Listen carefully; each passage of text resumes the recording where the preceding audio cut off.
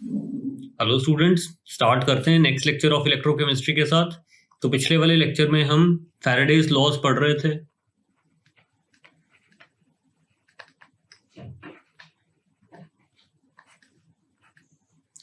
Faraday's laws दो होते थे, first law and second law.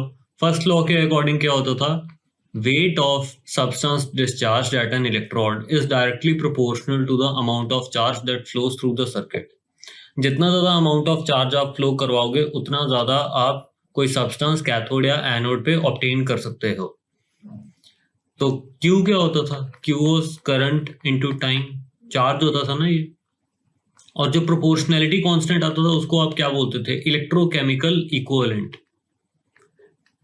Electrochemical equivalent को आप कैसे डिफाइन करते थे कि it is the weight of the substance discharged when 1 coulomb charge flows through the circuit. Electrochemical equivalent को आपने इक्विवेलेंट मास से कंफ्यूज नहीं करना है। ये वेट ऑफ सब्सटेंस डिस्चार्ज है जब आप 1 कूलम इलेक्ट्रिसिटी पास करवाओगे। और इक्विवेलेंट वेट क्या होता था? Weight of substance discharge when you pass 1 Faraday charge through the circuit.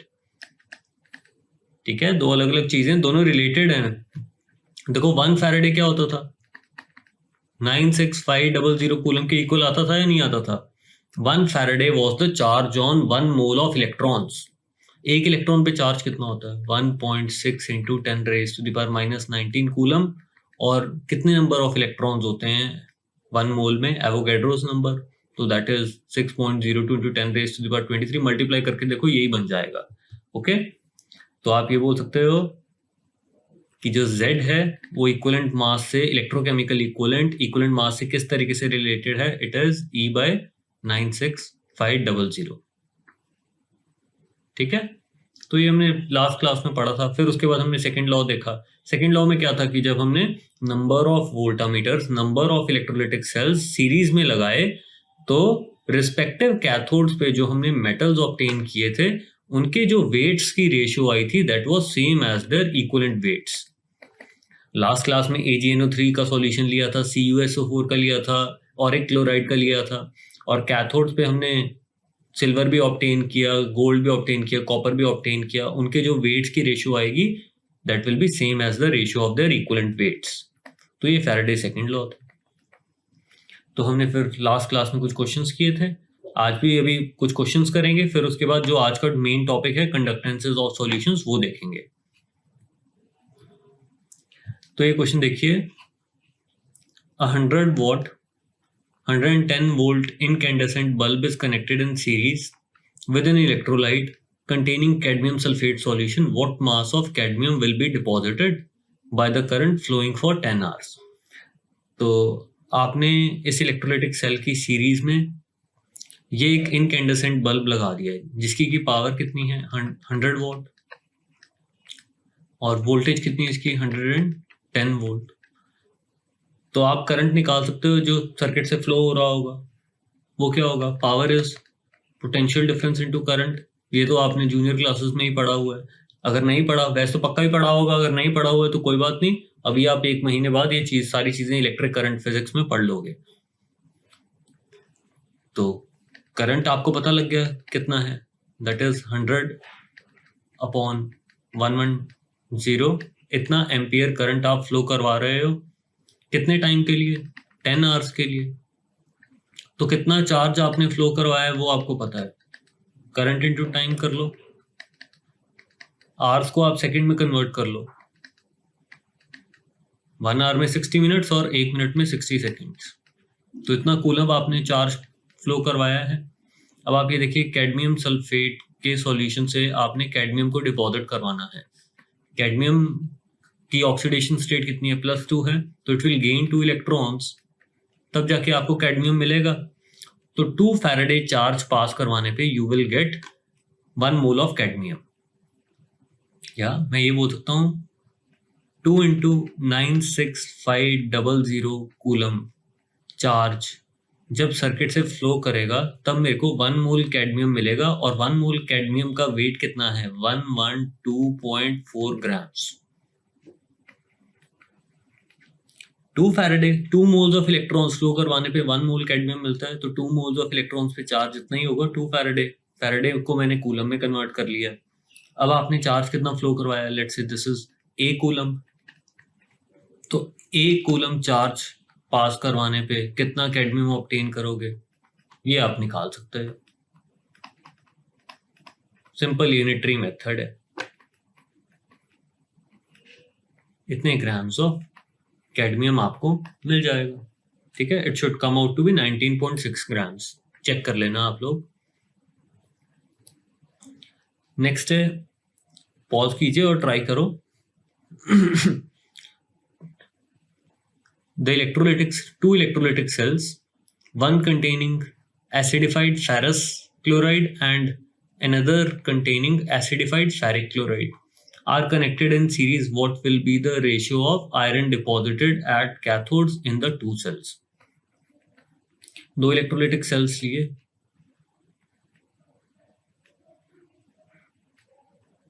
दोनों को सीरीज में आपने कनेक्ट करवा दिया।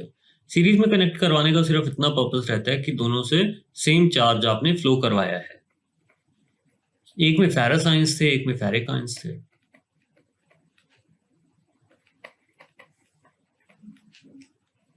तो you have to tell what will be the ratio of iron deposited at cathodes in the two sales.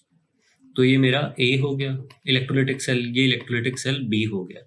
आप ये देखिए, weights of metal deposited at cathodes will be in the same ratio as the ratio of their equivalent weights.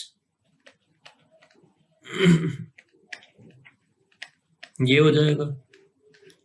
अब आप देखो, इस वाले chamber में जो इक्विवेलेंट वेट ऑफ आयरन आएगा वो कितना आएगा, दैट विल बी m/2। और इस वाले चेंबर में जो इक्विवेलेंट वेट आएगा that will B m/3। m is the atomic weight of iron. Equivalent weight कैसे निकालते थे आप, atomic weight upon valence factor. Valence factor क्या होता था कि 1 मोल ऑफ सब्सटेंस के लिए आपको कितने मोल्स ऑफ इलेक्ट्रॉन्स फ्लो करवाने पड़ रहे हैं। तो आप देख लीजिए यहाँ पे, तो WA अपॉन WB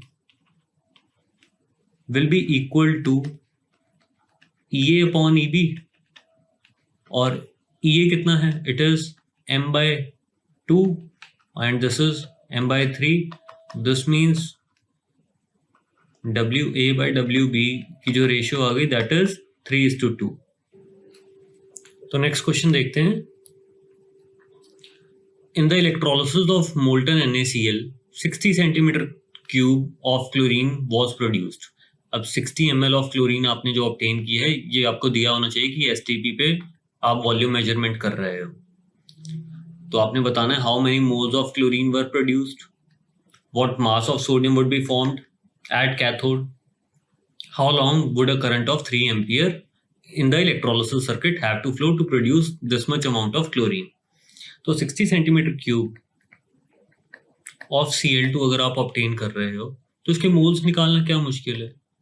ये STP पे वॉल्यूम मेजरमेंट है, अपॉन 22400 कर दो।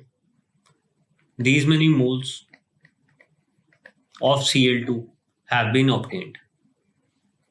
अब एनोड पे क्या रिएक्शन हुआ होगा, आपने मोल्टन NaCl लिया ना, एट एनोड क्लोराइड ऑक्सीडाइज होगा, Cl2 बनाएगा, इलेक्ट्रॉन लूज कर देगा। कैथोड पे क्या होगा, Na positive will gain electron और सोडियम बनाएगा।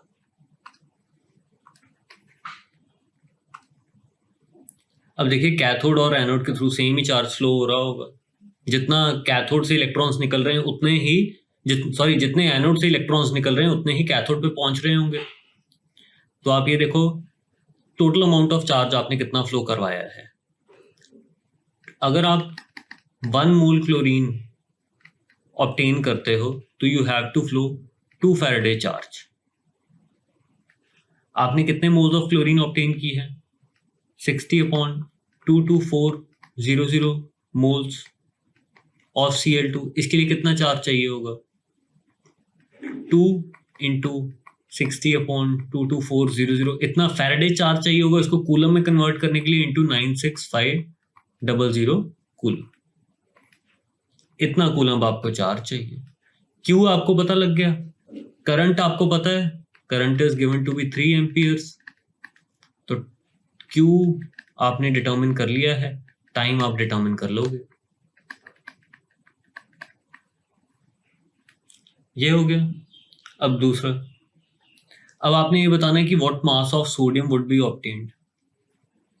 आपने चार्ज निकाल लिए, चार्ज इतना आया था 2 × 60/22400 फैराडे चार्ज कितना सोडियम डिपॉजिट करवाएगा। 1 फैराडे चार्ज जब आप फ्लो करवाते हो तो 1 मोल ऑफ सोडियम ऑब्टेन करते हो। इतना फैराडे चार्ज अगर आपने पास करवाया तो कितने मोल्स ऑफ सोडियम आप ऑब्टेन करोगे? इतने ही मोल्स ऑफ सोडियम। तो मोल्स ऑफ सोडियम अगर आपको पता लग गए तो आप वेट ऑफ सोडियम भी निकाल लोगे। किस तरीके से? Moles of sodium into atomic weight of sodium जो कि होता है 23। तो सॉल्व कर लेना, आपका आंसर इतना आ जाना चाहिए। ठीक है। अब next question, on passing 1 Faraday of electricity through the electrolytic cells containing Ag positive, nickel 2 positive and chromium 3 positive, the deposited silver, nickel and chromium, तो ये वेट्स की हमने बतानी है, रेशियो क्या क्या आएगी। देखो 1 फैराडे चार्ज आप फ्लो करवा रहे हो, जो Ag पॉजिटिव वाला सॉल्यूशन है उसमें तो 1 फैराडे चार्ज से आपका 1 मोल सिल्वर डिपॉजिट हो जाएगा, बट निकल 2 पॉजिटिव जब कैथोड पे डिस्चार्ज करेगा तो 1 मोल ऑफ निकल को ऑब्टेन करने के लिए आपको 2 फैराडे चार्ज चाहिए, और क्रोमियम के लिए आपको कितना चाहिए? 3 फैराडे चार्ज चाहिए, तब जाके 1 मोल क्रोमियम डिपॉजिट होगा। तो पास कितना करवा रहे हो आप? 1 फैराडे करवा रहे हो, तो यहाँ पे तो आपको 1 मोल सिल्वर मिल जाएगा। 1 फैराडे चार्ज जब आप पास करवाओगे तो you will get half mole निकल। 2 फैराडे पास करवाने पे 1 मोल निकल मिलता है, 1 फैराडे करवाने पे हाफ मोल मिलेगा। 3 फैराडे पास करवाने पे आपको 1 मोल क्रोमियम मिलता है। 1 फैराडे चार्ज आपने पास करवाया है तो 1 faraday will give you 1/3 moles of chromium. Weight देख लो इन सबके क्या क्या है। तो 1 मोल सिल्वर का वेट कितना होगा? 1085 ग्राम्स, 108 ग्राम्स। और हाफ मोल निकल का कितना होगा? हाफ इंटू 59 जो कि एटॉमिक वेट ऑफ निकल है, तो दिस विल बी 29.5 ग्राम्स। और 1/3 मोल्स ऑफ क्रोमियम 1/3 इंटू 52, तो ये देखो ये कितना आएगा? 17.3 ग्राम्स। तो आंसर आपका क्या बना? 10। ठीक है। अभी नेक्स्ट क्वेश्चन कि chromium plating is applied by the electrolysis to object suspended in dichromate solution according to the following half reaction. ये आपको रिएक्शन दी हुई है, दिस इज अनबैलेंस्ड।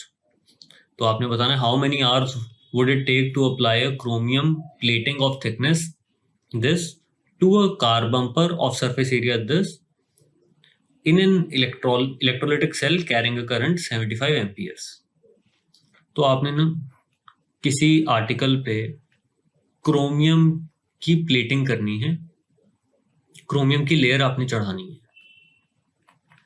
जो सरफेस एरिया आपको दिया हुआ है दैट इज 0.25 मीटर स्क्वायर, और थिकनेस भी आपको दी हुई है दैट इज 2 × 10⁻⁻² mm। तो इसको सेंटीमीटर में कन्वर्ट कर लेते हैं।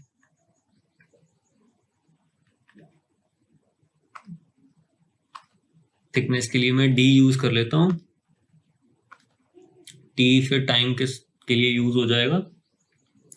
तो आप इतना निकाल सकते हो कितना वो वॉल्यूम ऑफ क्रोमियम आपने डिपॉजिट करना है। Volume of chromium that needs to be deposited will be a × d। इसको भी सेंटीमीटर में कन्वर्ट करो ताकि वॉल्यूम आपकी सेंटीमीटर क्यूब में आ जाए। फायदा इसका क्या है कि आपको जो डेंसिटी दी गई है वो ग्राम पर सेंटीमीटर क्यूब में है, तो आप डेंसिटी से मल्टीप्लाई करके जितना वेट ऑफ क्रोमियम डिपॉजिट करवाना है वो कैलकुलेट कर लोगे। एरिया सेंटीमीटर स्क्वायर में कन्वर्ट करने के लिए क्या करोगे? इंटू 10⁻⁴ कर दो, तो this will be 2500 centimetre square. तो वॉल्यूम आपकी कितनी आ जाएगी, 5 सेंटीमीटर क्यूब। इतना क्रोमियम आपने डिपॉजिट करना है। तो this means weight of chromium deposited, weight of chromium आपको कितना चाहिए, डेंसिटी इंटू वॉल्यूम 7.19 इंटू 5, इतना ग्राम्स आपको क्रोमियम चाहिए। इसके मोल्स भी आप निकाल लोगे, तो इसका मतलब number of moles of chromium जो रिक्वायर्ड है that is 7.19 into 5 upon atomic weight of chromium, which is 52.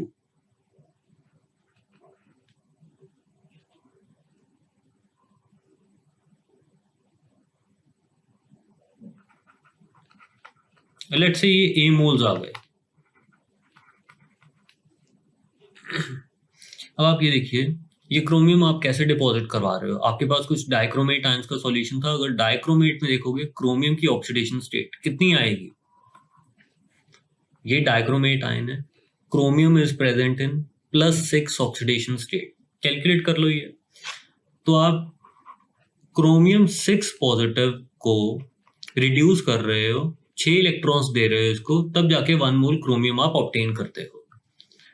तो आपको पता लग गया 1 मोल ऑफ क्रोमियम को अगर आप ऑब्टेन करना चाहते हो तो you need to pass 6 faraday charge या 6 × 96500 कूलम आपको चार्ज सर्किट के थ्रू फ्लो करवाना पड़ेगा, तब जाके आपको 1 मोल क्रोमियम मिलेगा। आपने बनाना कितना है chromium, A moles chromium obtain करना है, तो A moles of chromium will be obtained by A × 6 × this, इतना कूलम चार्ज आपको फ्लो करवाना पड़ेगा। तो टोटल चार्ज आपको पता चल गया। करंट आपको पता है कि 75 एम्पियर आपने फ्लो करवाना है, कितने टाइम के लिए करवाना है दैट कैन बी डिटरमिन्ड। बस कैलकुलेशंस बची हैं। ओके,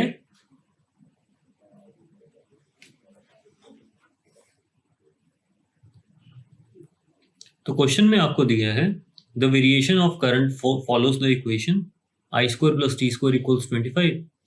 करंट एम्पियर में है, टाइम सेकंड में है। You have to calculate the amount of silver deposited at cathode when this current passes through AgNO3 solution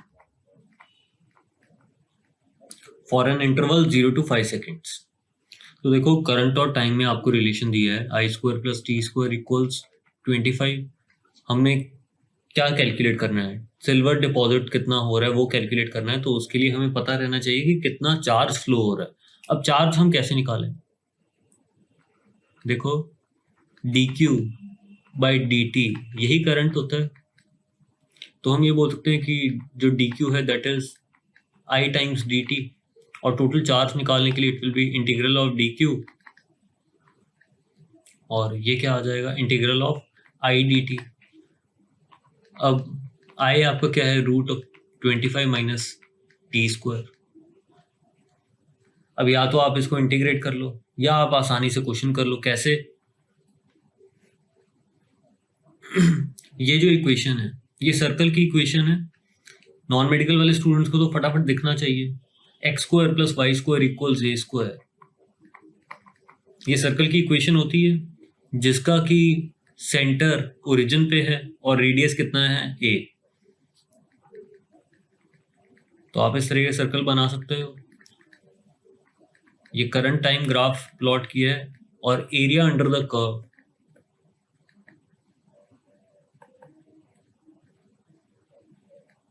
of IT graph, current time graph आपको क्या देगा, it will give you the total charge. Okay, तो 0 to 5 second में आप देख लो area under the curve कितना है, इतना है। तो 1/4 of the portion of the area of the circle, circle का एरिया कितना बनेगा, π × 5² अपॉन 4। तो this is the total amount of charge that will flow through the circuit. तो आपको पता लग गया टोटल चार्ज आपने फ्लो करवाया 25/4 × π कूलम।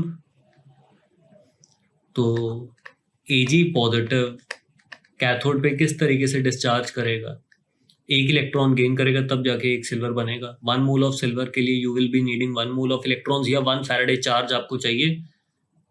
तो अगर मैं 1 फैराडे चार्ज पास करवाता हूं विच इज 96500 कूलम, इतना चार्ज मेरे को 108 ग्राम्स ऑफ सिल्वर दे देता है। और अगर मैं 25 pi by 4 coulomb charge flow करवाऊंगा तो कितना सिल्वर ऑब्टेन करूंगा। तो ये भी आप बहुत इजीली निकाल लोगे, ये आपका आंसर आ जाएगा। इतना grams of Ag will be deposited at cathode। Solve कर लेना इसको।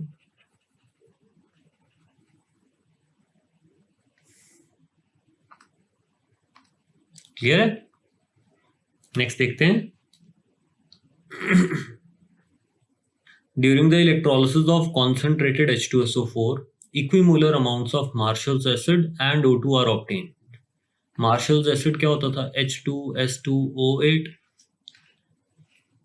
are obtained at anode। How many moles of hydrogen will be obtained at cathode? हमने concentrated H2SO4 की इलेक्ट्रोलिसिस करवाई थी, अगर याद हो तो। उसमें हमने क्या देखा था कि कैथोड पे क्या रिएक्शन हो रहा है। कैथोड पे तो एक ही रिएक्शन होना है कि H पॉजिटिव जाएगा, इलेक्ट्रॉन्स गेन करेगा, हाइड्रोजन गैस बना के इवॉल्व हो जाएगा। एनोड पे क्या होता था? एनोड पे डाइल्यूट H2SO4 के केस में वाटर डिस्चार्ज करता था। किस तरीके से?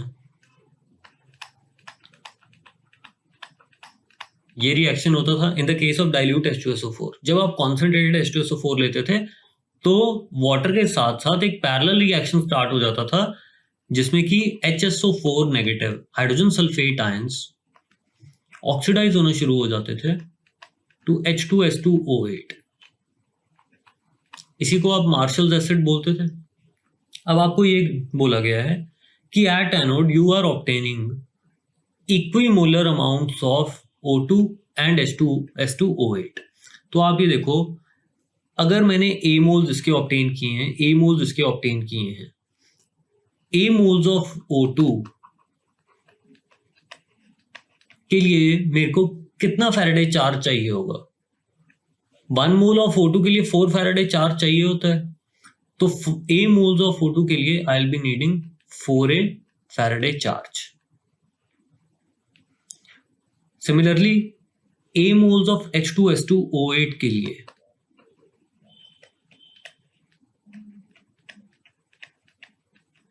कितना फैराडे चार्ज चाहिए होगा? देखो 1 मोल ऑफ H2S2O8 को बनाने के लिए 2 फैराडे चार्ज चाहिए होता है। तो अगर A मोल्स इसके बनाने हैं तो 2A Faraday charge will be required. तो टोटल आपकी एनोड से 6 फैराडे चार्ज जा रहा है, सॉरी 6A फैराडे चार्ज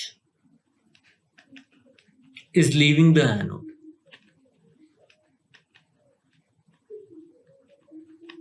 तो इतना ही चार्ज कहां पे अवेलेबल होना चाहिए? कैथोड पे। अब कैथोड पे क्या रिएक्शन हो रहा है? ये रिएक्शन हो रहा है।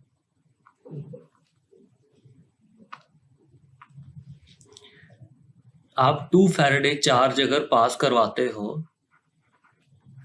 तो you will obtain 1 mole of H2।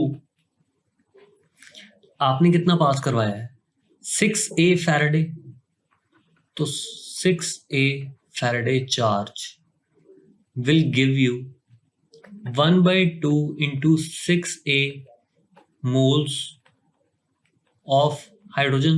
तो ये कितने हो गए? 3A moles of hydrogen। तो अब कंपेयर करते हैं। How many moles of hydrogen will be obtained at cathode? A moles of O2 हमने obtain की थी एनोड पे, तो हमारे जो moles of hydrogen होंगे those will be 3 times the moles of oxygen जो कि एनोड पे हमें मिल रही है। क्लियर है? ये आराम से सोच लो ये क्वेश्चन। नेक्स्ट है कंडक्टेंस ऑफ सॉल्यूशंस। तो देखिए कुछ सब्सटेंसेस ऐसे होते हैं कि जिनको जब हम पानी में डाल देते हैं तो जो आपका सॉल्यूशन बनेगा दैट बिकम्स इलेक्ट्रिकली कंडक्टिंग। ऐसे सब्सटेंसेस को हम इलेक्ट्रोलाइट्स बोलते हैं।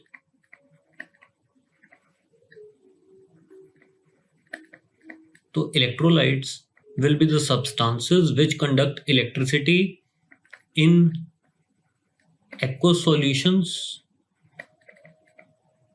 or in molten phase, या तो मेल्ट करवाने पे या उनका एक्वस सॉल्यूशन बनाने पे। कुछ सब्सटेंसेस ऐसे होते हैं जो कि इलेक्ट्रिसिटी नहीं कंडक्ट करते, उनको हम क्या बोल देते हैं? Non electrolytes. नॉन इलेक्ट्रोलाइट्स जैसे sugar in water, sugar solution बना लो या ग्लूकोज को वाटर में डाल दो या यूरिया को वाटर में डाल दो, ये इलेक्ट्रिसिटी कंडक्ट नहीं करते। क्यों नहीं करते?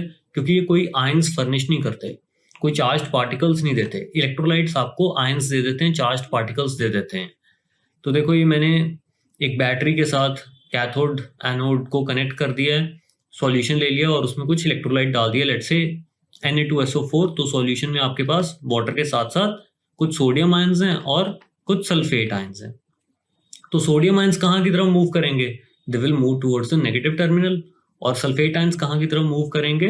Towards the positive terminal. तो यही जो मूवमेंट ऑफ चार्ज पार्टिकल्स होती है, इसी को तो करंट बोलते हैं। तो सॉल्यूशन फेज में क्या होता है कि जो करंट फ्लो करता है, that is because of the movement of cations and anions. तो यहां पे हम बोल सकते हैं कि in the solution the flow of current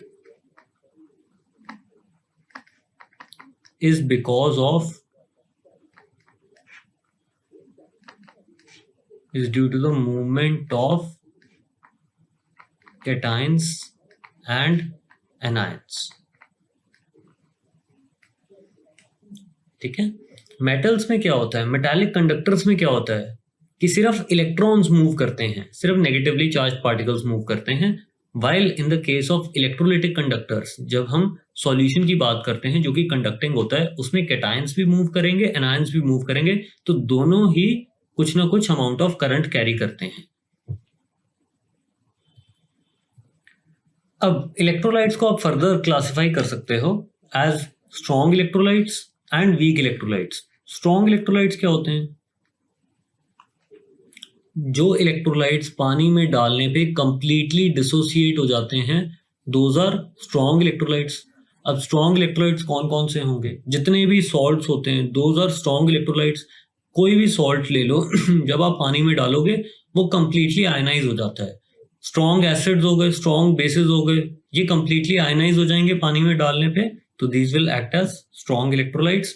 week electrolytes क्या होते हैं? Which partially ionise in water, ये पूरी तरीके से आयनाइज नहीं होते। एग्जाम्पल्स क्या हैं? जैसे weak acids, weak bases. Weak acids कौन से हो गए? जितने भी ऑर्गेनिक एसिड्स रहते हैं वो मोस्टली वीक ही होते हैं। Acetic acid, benzoic acid. Weak bases such as NH4OH या क्यूप्रिक हाइड्रोक्साइड्स। तो ये वीक इलेक्ट्रोलाइट्स की एग्जांपल्स हैं। ये तो आपने पहले भी पढ़ा हुआ है आयनिक इक्विलिब्रियम में, ये नोट कर लीजिए। अब क्या क्या फैक्टर्स हैं जो कि इलेक्ट्रोलाइटिक कंडक्टेंस को अफेक्ट कर सकते हैं? इलेक्ट्रोलाइटिक कंडक्टेंस बेसिकली क्या होगी कि कितना इजीली आपके चार्ज्ड पार्टिकल्स, कितना इजीली आपके आयन सॉल्यूशन में मूव कर सकते हैं। जितना इजीली वो मूव कर सकेंगे उतनी इलेक्ट्रोलाइटिक कंडक्टेंस आपकी ज्यादा आएगी। तो अगर आप सबसे पहले देखो इंटर आयनिक इंटरेक्शन, अगर दो आयंस में फोर्सेस ऑफ अट्रैक्शन ज्यादा हैं तो आयंस फ्रीली मूव नहीं कर पाएंगे, तो आपकी इलेक्ट्रोलाइटिक कंडक्टेंस भी कम आएगी। तो आप बोल सकते हो higher the inter ionic interactions, lesser will be the electrolytic conductance।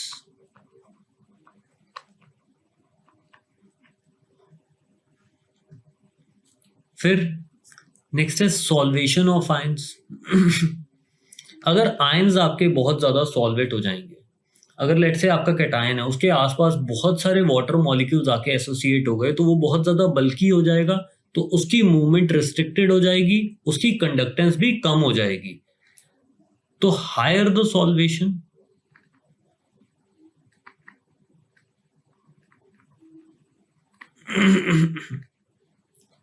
lesser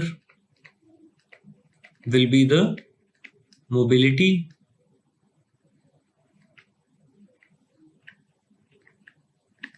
and lesser will be the electrolytic conductance.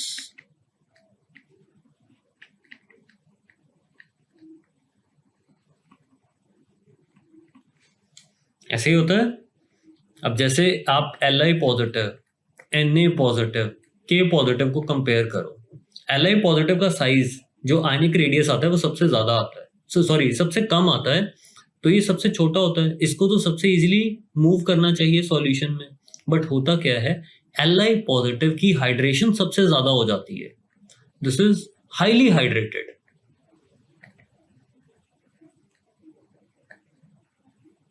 तो इसका जो हाइड्रेटेड रेडियस आता है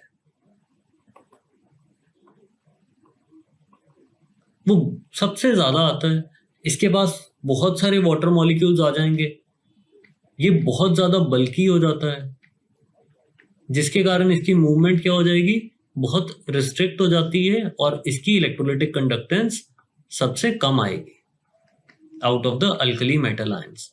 इस तरीके से केटायंस की सॉल्वेशन हो जाएगी, हमने पहले भी डिस्कस किया है। आयन डायपोल इंटरेक्शन स्टार्ट हो जाएंगी ना, ठीक है।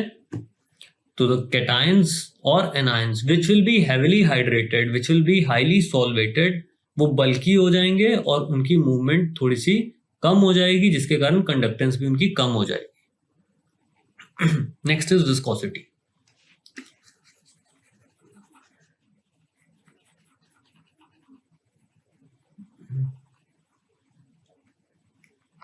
तो अभी तक जो हमने फैक्टर देखे हैं उसमें क्या था, इंटर आयनिक इंटरेक्शंस। बेसिकली किस टाइप की इंटरेक्शंस थी, सॉल्यूट सॉल्यूट के साथ इंटरेक्ट कर रहा है।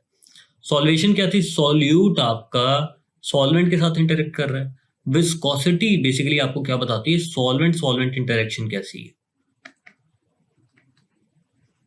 तो आप बोल सकते हो ना, viscosity is a measure of intermolecular forces between the solvent molecules. आप ये सोचो, अगर आपका जो सॉल्वेंट है वो बहुत ज्यादा थिक है, बहुत ज्यादा विस्कस है, उसमें आयंस फ्रीली मूव नहीं कर पाएंगे, आयंस की मूवमेंट में बहुत ज्यादा प्रॉब्लम आएगी, इलेक्ट्रोलाइटिक कंडक्टेंस कम आएगी।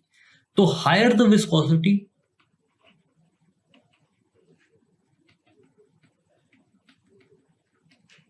lesser will be the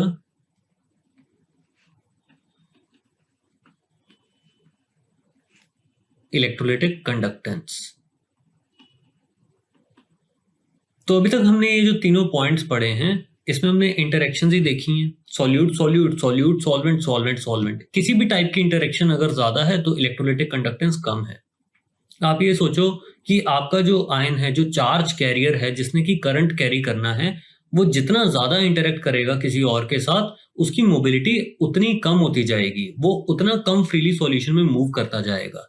solution में अच्छे से अगर वो करंट फ्लो करवाना चाहता है, अच्छे से चार्ज कैरी करना चाहता है, फ्रीली मूव करना चाहता है, तो उसको सारे रिश्ते नाते अपने तोड़ने पड़ेंगे, सारी टाइप की इंटरेक्शंस वीक करनी पड़ेंगी।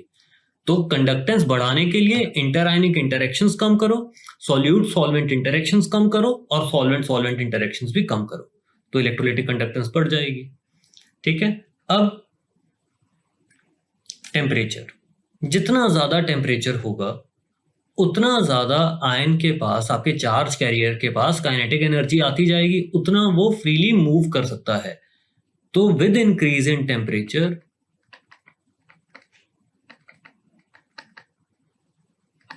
The mobility of the ion increases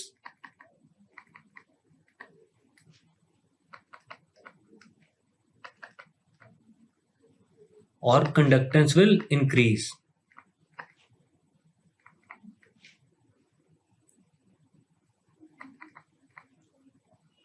temperature बढ़ाने से क्या होगा, काइनेटिक एनर्जीज बढ़ती जाएंगी, effectiveness of interionic interactions कम होती जाएंगी और सॉल्यूशन में जो आपका आयन है फ्रीली मूव करना शुरू कर देगा, कंडक्टेंस आपकी बढ़ जाएगी। क्लियर है। तो these are the factors which affect electrolytic conductance. इसके अलावा एक और फैक्टर रहता है कॉन्सेंट्रेशन का, वो हम बहुत डिटेल्ड वे में स्टडी करेंगे बट थोड़ी और चीजें पढ़ने के बाद। तो अब नेक्स्ट देखते हैं metallic versus electrolytic conductance. Metallic conductance कैसे डिफरेंट है इलेक्ट्रोलाइटिक कंडक्टेंस से। मेटल्स में क्या होता है, मेटल्स में मेटालिक बॉन्डिंग होती है, मेटालिक कर्नल्स होते हैं, सी ऑफ इलेक्ट्रॉन्स होते हैं, ये हमने पहले डिस्कस किया हुआ है। मेटल एटम्स क्या करते हैं, अपने वैलेंस शेल इलेक्ट्रॉन्स दे देते हैं, जो एंटिटी बचती है उसको हम क्या बोल देते हैं, कर्नल। कर्नल्स क्या होते हैं, inner shell electrons, nucleus plus inner shell electrons. Valence electrons तो पूरे लैटिस की प्रॉपर्टी बन जाती थी और वो फ्रीली इधर उधर रैंडमली मूव करते रहते हैं। जब आप इलेक्ट्रिक फील्ड लगाते हो तो ये सारे के सारे electrons in the direction of electric field move करना स्टार्ट कर देते हैं और इसी मूवमेंट ऑफ इलेक्ट्रॉन्स के कारण करंट फ्लो करता है। मेटालिक कर्नल्स अपनी पोजीशन पे फिक्स्ड होते हैं,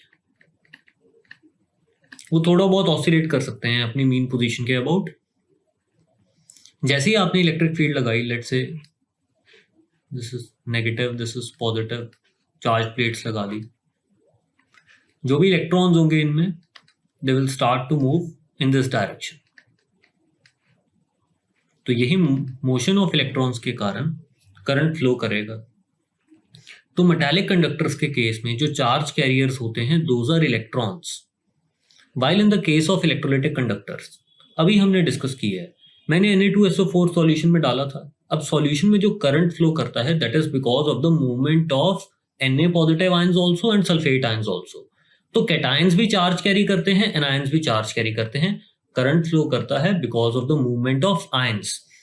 मेटल्स के केस में, मेटालिक कंडक्टर्स के केस में करंट फ्लो करता है because of the movement of electrons. अभी देखो टेम्परेचर बढ़ाने से क्या होता है। टेम्परेचर बढ़ाने से अभी हमने देखा है इलेक्ट्रोलाइटिक कंडक्टेंस तो बढ़ती है।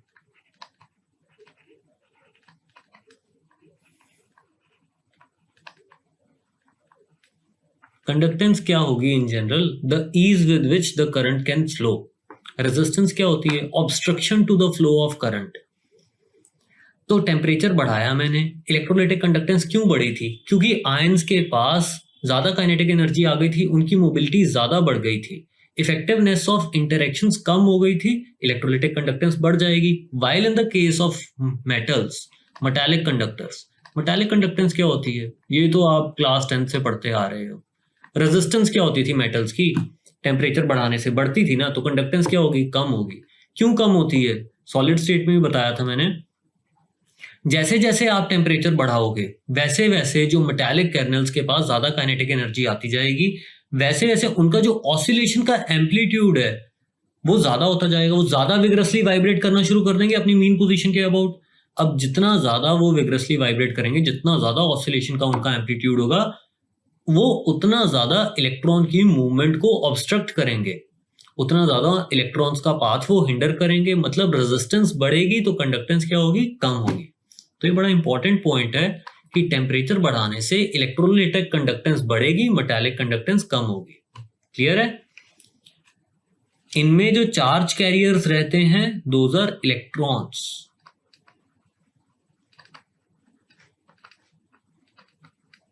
इनमें जो चार्ज कैरियर्स रहते हैं those are cations as well as anions.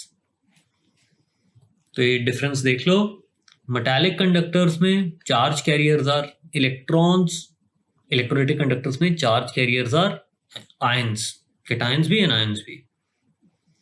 पिछले वाले केस मेटालिक कंडक्टर्स में कर्नल्स मूव नहीं करते, वो अपनी पोजीशन पे फिक्स्ड रहते हैं। मेटालिक कंडक्टर्स के केस में आप कॉपर की तार में से इलेक्ट्रिसिटी पास करवा दोगे, कोई केमिकल चेंज नहीं होगा वो, बट आप किसी इलेक्ट्रोलाइट से अगर इलेक्ट्रिसिटी पास करवाते हो तो कुछ केमिकल रिएक्शन डेफिनेटली होगा, कोई ना कोई आयन कैथोड या एनोड पे पहुंच के रिड्यूस या ऑक्सीडाइज हो जाएगा, तो कुछ ना कुछ केमिकल चेंज होगा, decomposition of electrolyte takes place. Metallic conductors के केस में नो ट्रांसफर ऑफ मास, कोई मास का ट्रांसफर नहीं है, जितने इलेक्ट्रॉन एक एंड से निकलेंगे कंडक्टर के दूसरे एंड से आ जाएंगे। और वैसे भी इलेक्ट्रॉन्स का मास नेग्लिजिबल सा होता है। बट इलेक्ट्रोलाइटिक कंडक्टर्स के केस में क्या होता है, कैटायंस एनायंस मूव करेंगे तो there will be a transfer of mass through the solution. इसमें resistance is fixed. Resistance is because of the collision of electrons with fixed metallic kernels. वो भी रेजिस्टेंस की होती है, अभी हमने देखा ना कि मेटालिक कर्नल्स अपनी मीन पोजीशन के अबाउट ऑसिलेट करते रहेंगे। जितना ज्यादा उनका ऑसिलेशन का एम्पलीट्यूड होगा, obstruction to the flow of electrons उतनी ज्यादा, रेजिस्टेंस उतनी ज्यादा। इलेक्ट्रोलाइटिक कंडक्टर्स में क्या होता है, रेजिस्टेंस जो आती है that is because of the collision of ions with the solvent molecules. Solvent के मॉलिक्यूल्स के साथ कोलाइड करते रहेंगे, उसके कारण कुछ रेजिस्टेंस उनको फेस करनी पड़ेगी। रेजिस्टेंस इंक्रीजेस विद टेम्परेचर, और इलेक्ट्रोलाइटिक कंडक्टर्स के केस में हमने अभी देखा है रेजिस्टेंस डिक्रीज करती है टेम्परेचर बढ़ाने से, या इलेक्ट्रोलाइटिक कंडक्टेंस इंक्रीज करती है।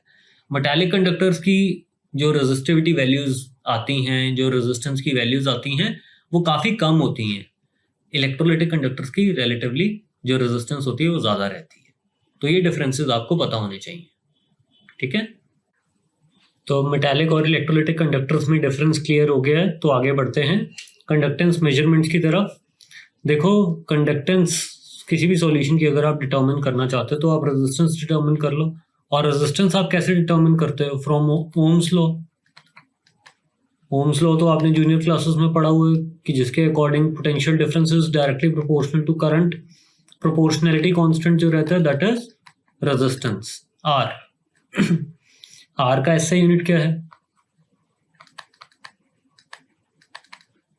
इज ओम, और ओमेगा से भी डिनोट करते हैं। अब जो कंडक्टेंस होती है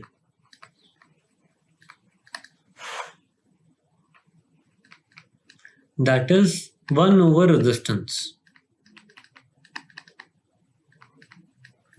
रेजिस्टेंस देखो बाय डेफिनेशन क्या है, it is the obstruction to the flow of electrons.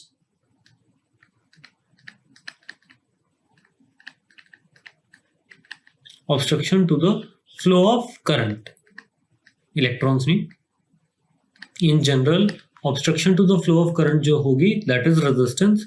और कंडक्टेंस क्या होगी, बिल्कुल उल्टा है इसका, the ease with which the current flows.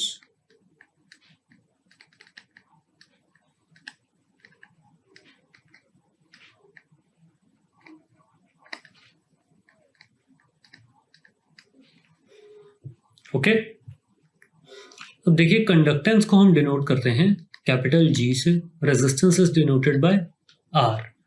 जी क्या हो जाएगा, 1/r। अब जो रेजिस्टेंस होती है वो किस पे डिपेंड करती है, आपने ये भी जूनियर क्लासेस में पढ़ा हुआ है, रो L/A।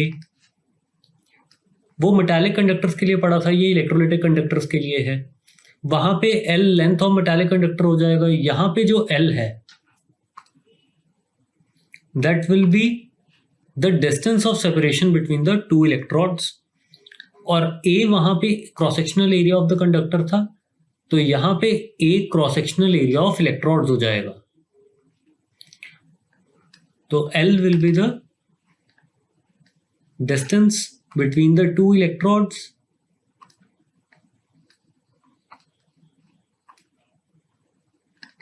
distance between the two electrodes having cross-sectional area A.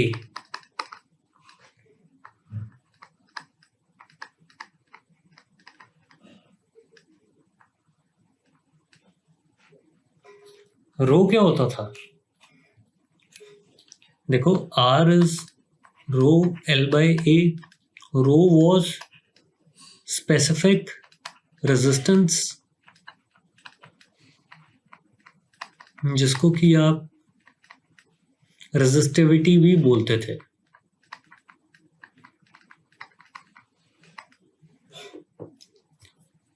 जिस इलेक्ट्रोलाइटिक सेल में आप ये कंडक्टेंस मेजरमेंट्स करते हो उसको हम कंडक्टिविटी सेल बोलते हैं।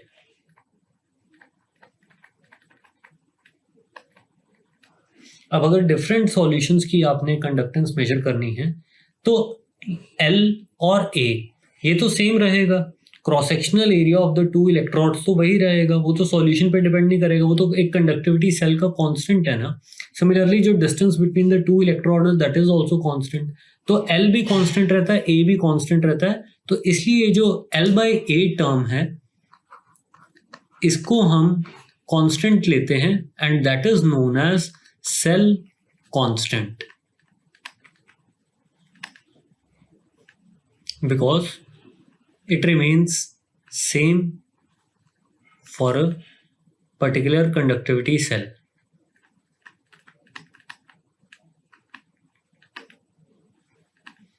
आप इस कंडक्टिविटी सेल में जितने मर्जी सॉल्यूशन की कंडक्टेंस आप मेजर कर लो, सबके लिए L और A तो वही आएगा, तो L/A सेल कांस्टेंट, इसको हम कई बार G* से भी डिनोट करते हैं।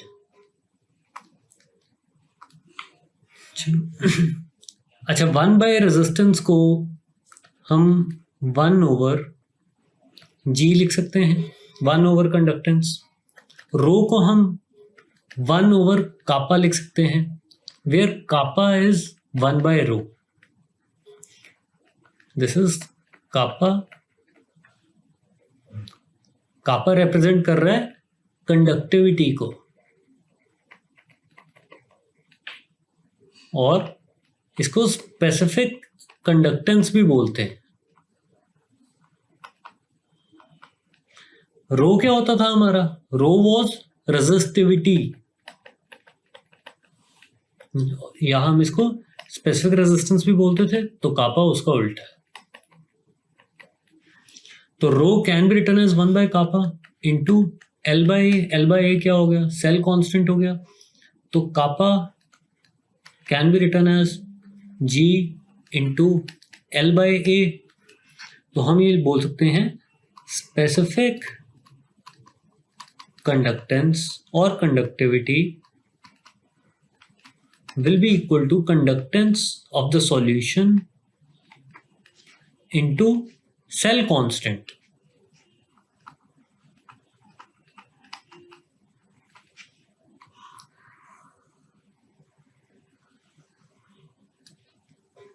ठीक है, तो कापा को हम कैसे डिफाइन करते हैं?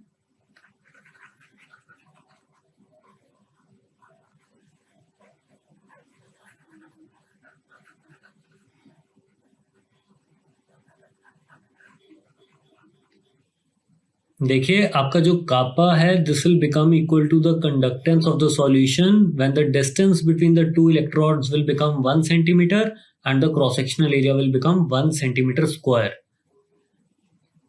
होगा या नहीं होगा? दोनों 1 यूनिट हो गए, तो कापा किसके इक्वल हो जाएगा? G के इक्वल हो जाएगा।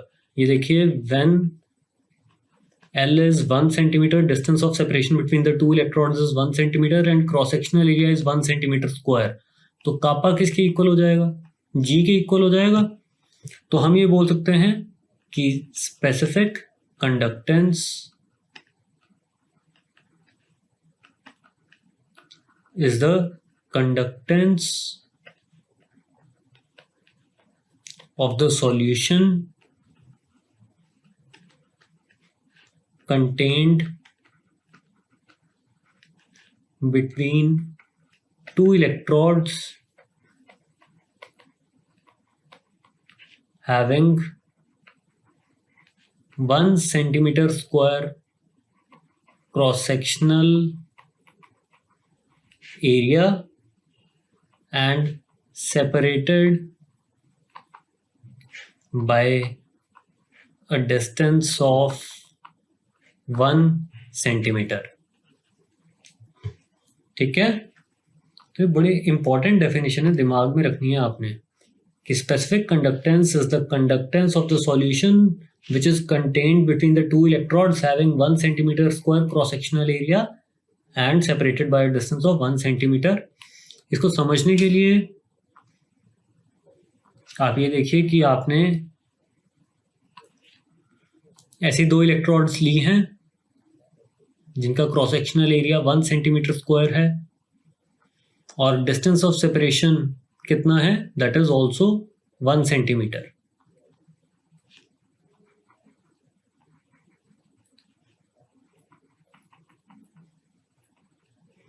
तो इसमें कितना वॉल्यूम ऑफ सॉल्यूशन आएगा? अब ऐसे इलेक्ट्रोड्स जिनमें 1 सेंटीमीटर डिस्टेंस है, क्रॉस सेक्शनल एरिया भी 1 सेंटीमीटर स्क्वायर है, इसमें कितना सॉल्यूशन आएगा? 1 सेंटीमीटर क्यूब सॉल्यूशन आ जाएगा। तो मैं स्पेसिफिक कंडक्टेंस को इस तरीके से भी डिफाइन कर सकता हूं, स्पेसिफिक कंडक्टेंस, जिसको कि हम कापा से डिनोट करते हैं। It can also be defined as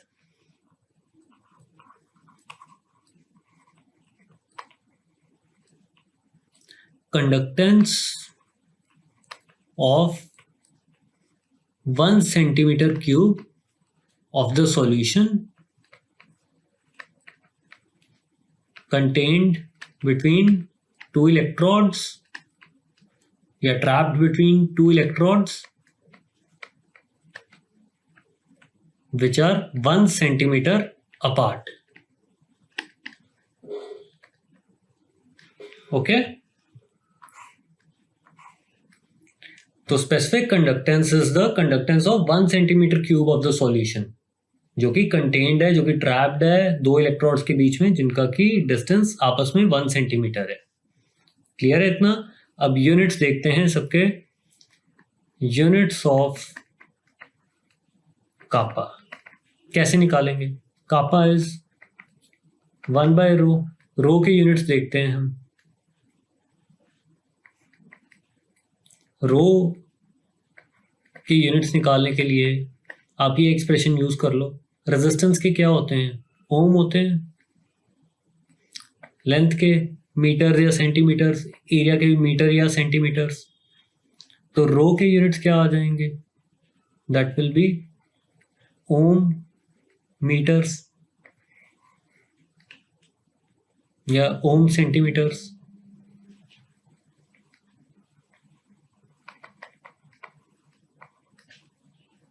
this is centimetres. Usually हम सेंटीमीटर यूज करते हैं, मीटर्स नहीं यूज करते। नेक्स्ट लेक्चर में क्लियर हो जाएगा क्यों। तो कापा के यूनिट्स क्या हो जाएंगे?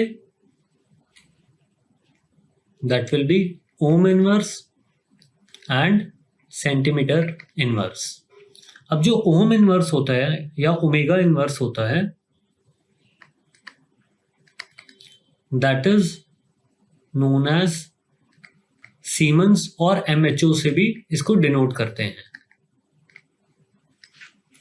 कैपिटल एस से इसको डिनोट किया जाता है। तो ohm inverse is also written as omega inverse और एमएचओ और सीमेंस। तो units of kappa will become siemens centimetre inverse. Okay.